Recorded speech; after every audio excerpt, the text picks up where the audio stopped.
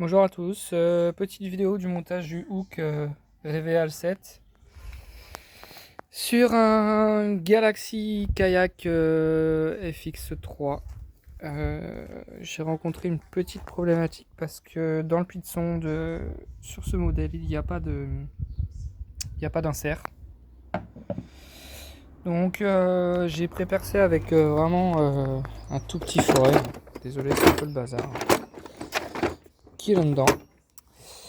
Et ensuite, j'ai mis les vis qui étaient présentes à l'intérieur du pack.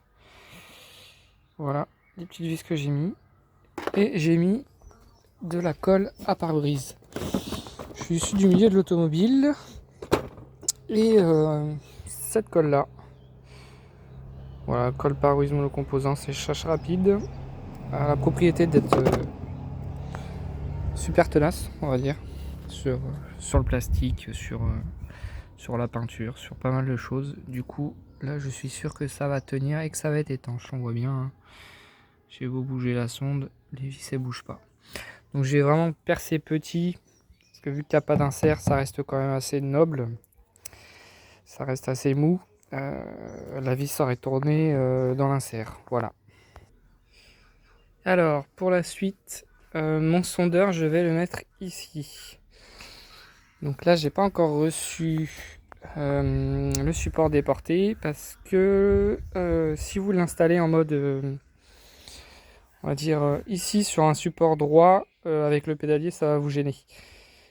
J'ai fait un ami a le même sondeur et a fait des tests sur le même modèle et a été vraiment embêté par le sondeur qui lui tapait dans les genoux et c'est vraiment pas agréable.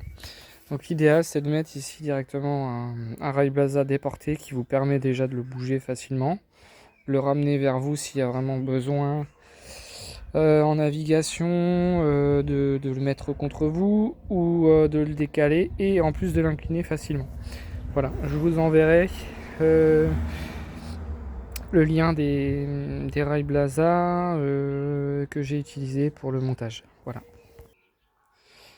Alors la troisième problématique que j'avais, c'est la longueur de câble fourni pour la sonde. Il y a vraiment énormément de câbles. Pareil, un autre de mes potes l'a installé directement ici avec un petit sac qui met avec la batterie dedans, mais je trouvais ça vraiment pas simple de l'avoir dans les pattes. Donc j'ai opté pour le passage de la sonde ici.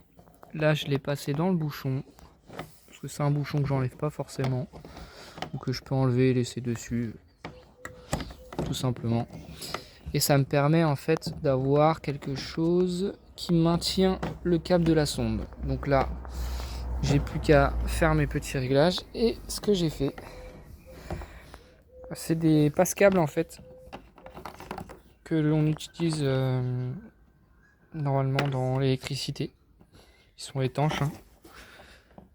M20 x 1,5 IP68. Bien, c'est marqué dessus. Voilà. Il y a un joint dedans, donc pour passer le câble, ce que j'ai fait, c'est que je l'ai coupé, tout simplement. Voilà. Ensuite, vous venez le remettre dedans. Il y a moyen de mettre éventuellement de la pâte, mais bon, vu où c'est situé, je pense pas que j'aurai les infiltrations et de l'eau qui va rentrer. De toute façon, il y a toujours un peu d'eau qui arrive à rentrer. J'ai vu qu'il y avait un peu d'eau à l'intérieur, sûrement par des zones comme ça, ou peut-être plutôt par ici, je pense. Voilà. Par ici, ben, forcément le câble il rentre à l'intérieur, donc il y a de l'eau qui arrive à passer. Donc voilà, c'est pas le si peu de fuite qui va faire que je vais remplir le bateau. Ensuite, plus vous allez serrer, et plus le câble va s'écraser. Et on revient, ça bouge plus. Donc, au pire des cas, il vous suffit de rentrer au maximum le câble. Là, j'ai l'avantage, je suis embuté au maximum, donc le siège ne va pas m'embêter au niveau du câble ou si je veux l'avancer ou le reculer. Avant de percer, j'ai quand même été assez malin pour regarder, pour vérifier. Voilà. Pardon. voit bien que ça pivote bien. Le câble ne me gêne pas.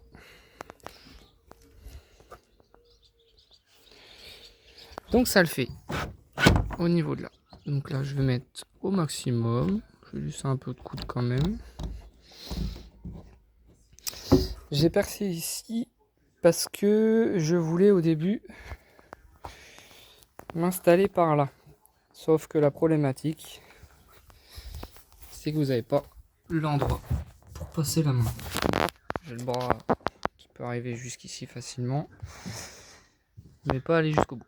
Donc j'ai passé le câble à l'intérieur, où j'avais un système pour déboucher les canalisations. Je l'ai passé dedans. Je suis ressorti ici. Et ensuite, vu que je vais m'installer ici, j'ai fait le choix de me mettre là. Comme ça, je vais être pas très loin pour mes câbles. Ils auront juste à venir ici. Je vais mettre un ou deux colsons. Et je vais réussir à venir me mettre là.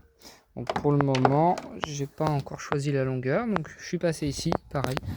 Possibilité de passer la main, hein, juste là. Hein. On arrive facilement là. Juste à côté des deux inserts. Et du coup, je me retrouve avec les câbles qui arrivent là. Voilà. Donc là, je vais faire un bac à batterie. Mettre ma batterie dedans. De toute façon, c'est étanche, il n'y a pas trop d'eau. Et j'ai pas beaucoup de câbles qui vont m'embêter à traîner partout. À peu près la même longueur de câble, voilà, pour que ça aille bien. Donc voilà.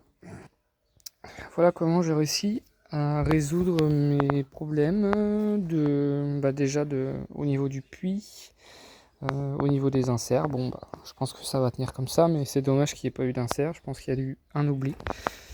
Ce qui aurait été pas mal, c'est que d'origine il y a des zones un peu comme celle-ci qui permet vraiment de se raccorder quelque part assez facilement avec éventuellement un passe-câble étanche. C'est pas grand chose, mais je pense que ça serait pas mal sur un prochain modèle. Voilà. Et le fait de l'avoir ici, c'est pas trop gênant non plus. Je pensais à le mettre ici de base, mais si vous avez des longues jambes et vous venez en appui derrière, c'est un peu chiant. Et par là, ça risque de gêner avec les rails Blaza. Et puis ici, voilà, j'en voyais pas l'utilité. Mais en tout cas, si vous avez un petit sondeur et que vous voulez venir le fixer ici, il y aurait moyen de faire la même chose en perçant ou alors sur le côté pour pouvoir passer les câbles facilement. Ou juste en dessous en faisant un joint. Voilà. Voilà la petite vidéo pour le montage. Je vous enverrai une photo sur les réseaux, je pense aussi. Je mettrai la vidéo pour montrer l'installation finale. Voilà.